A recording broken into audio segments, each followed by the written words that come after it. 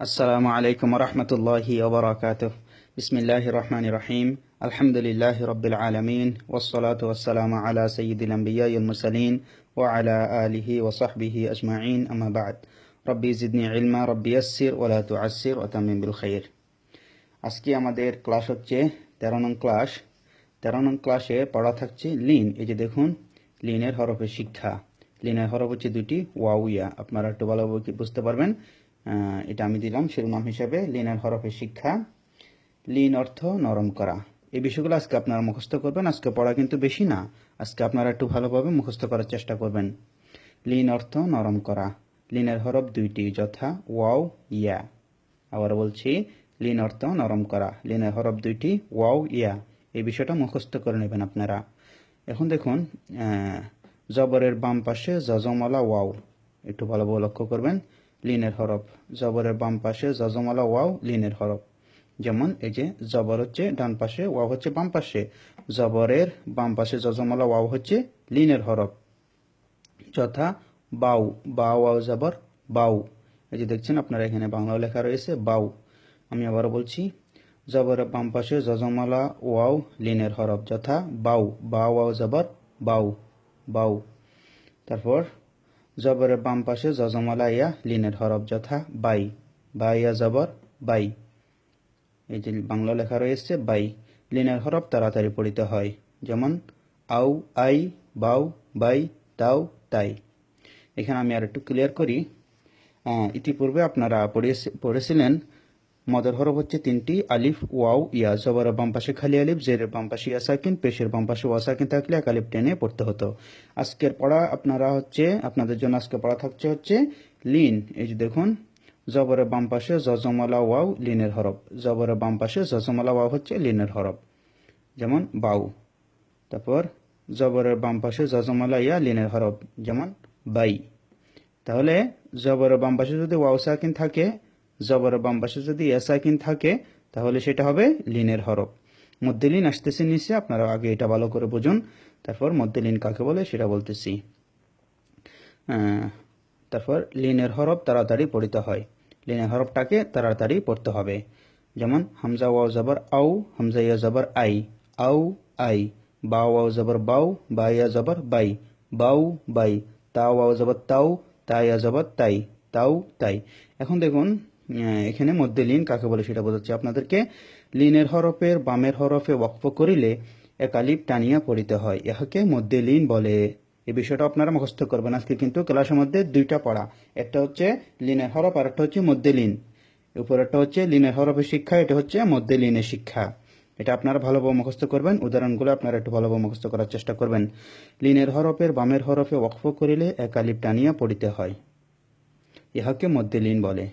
যেমন আপনারা লক্ষ্য করুন, এখানে রয়েছে খ ওয়াও জবর খাও, ফা দুই জের ফিন, খাউফিন। এখানে জবর বাম পাশে ওয়াও সাকিন হচ্ছে লিনের হরফ। লিনের হরফের পরে যে অক্ষরটি রয়েছে ফা, ফার মধ্যে দুই জের। আমি দুই জের সহ উচ্চারণ করতেছি খাউফিন। এখানে ওয়াওটাকে টান দিই নাই। যখন আমি এখানে ওয়াকফ করব ফার মধ্যে, এটা হচ্ছে ওয়াকফ চিহ্ন, অর্থাৎ থামা, স্টপ হওয়া। যখন আমি ফার মধ্যে ওয়াকফ করব, তখন এটাকে এক আলিফ বা দুই আলিফ টেনে পড়া যায়, যেমন খাউফ, খাউফ। এভাবে টেনে পড়াটাকে মধ্যে লিন বলে। ইতিপূর্বে যেহেতু আপনারা মদ পড়ে এসেছেন, মধ্যে তবে এই পড়ে এসেছেন, তাই মধ্যে লিন আপনাদের জন্য বোঝাটা সহজ হয়ে যাবে ইনশাল্লাহ। যেমন খাউফ।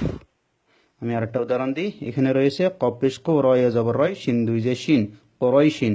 জবরের বাম পাশে ইয়া সাকিন লিনের হরফ, জবরের বাম পাশে ওয়া সাকিন লিনের হরফ। এখানে লিনের হরফের পরে আমি যদি ওয়াকফ না করি, তাহলে করয় শিন হবে, তাহলে ইয়াটাকে টান দিতে হবে না। আর যদি আমি এখানে ওয়াকফ করি শিনের মধ্যে, যেমন দেখুন কপিস কো রয় জবর রয়, রয় ইয়া শিন জবর রয়িশ, তখন লিনের হরফটাকে টেনে পড়তে হবে, এক আলিফ বা দুই আলিফ সমান টেনে পড়তে হবে, করয়িশ। এভাবে তাহলে আপনারা বুঝতে পারছেন হয়তো। আমি আর একটা উদাহরণ দিচ্ছি, আরো ভালোভাবে বুঝে যাবেন।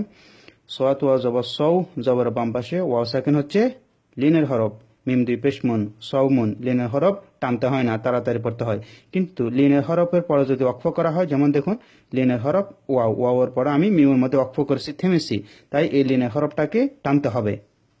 যেমন সৌম, সৌম, সৌম। আমি আরেকবার বলে দিচ্ছি প্রথম থেকে, আপনারা একটু ভালোভাবে মনোযোগ দিয়ে শুনেন। ইনশাআল্লাহ আপনাদের জন্য সহজ হয়ে যাবে যদি আপনারা একটু বোঝার চেষ্টা করেন। এখানে লিনের হরফের শিক্ষা আজকের পড়া। লিন অর্থ নরম করা। লিনের হরফ দুইটি, যথা ওয়াও ইয়া। জবরের বাম পাশে যজমলা ওয়াও লিনের হরফ, যথা বাউ।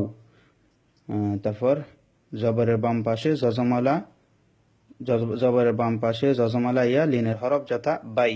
বাই, এই যে দেখুন লিনের হরফ তাড়াতাড়ি পড়িতে হয়, যেমন আউ আই, বাউ বাই, তাও তাই। লিনের হরফের বামের হরফে ওয়াকফ করিলে একালিফ টানিয়ে পড়িতে হয়। আপনারা আশা করে বুঝতে পেরেছেন। লিনের হরফের বামের হরফে ওয়াকফ করিলে, লিনের হরফের বামের হরফের মধ্যে ওয়াকফ করলে, এই যে দেখুন লিনের হরফ হচ্ছে ওয়াও, বামের হরফ ফা, ফার মধ্যে ওয়াকফ করেছি, যেহেতু এখানে ওয়াকফ চিহ্ন রয়েছে আমি এখানে ওয়াকফ আপনারা বোঝার জন্য এখানে ওয়াকফ চিহ্ন দিয়েছি। লিনের হরফের বামের হরফে ওয়াকফ করিলে একালিফ টানিয়া পড়িতে হয়, ইহাকে মধ্যে লিন বলে।